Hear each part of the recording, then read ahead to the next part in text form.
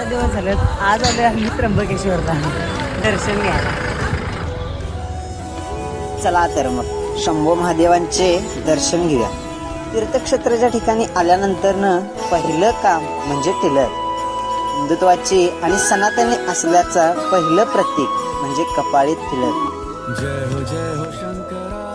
टिळक लावून झाल्यानंतर दर्शन रांगेला आलो. ऍक्सेप्टेशन नव्हतं एवढं, तर इथं तर गर्दी माई ना. हळू चले ये सांस किस प्रत्येक जण आपल्या श्रद्धेनुसार दर्शन तर घेत होता. त्यानंतर एक गोष्ट बघायला मिळाली.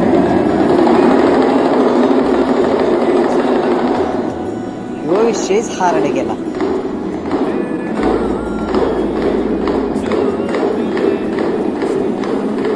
त्र्यंबकेश्वर बाबांची एक आख्यायिका आहे.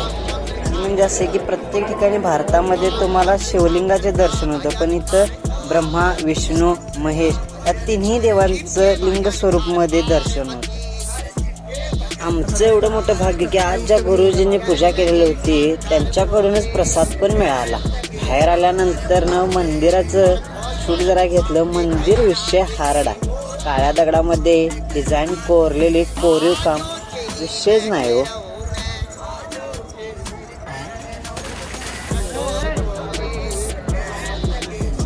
बाहेर आला आता जे डमरू वाजलेलं बघून बाहेर आल्यावर की ना आम्ही पण डमरू घेतले. वाजते का तरी बघूया हो.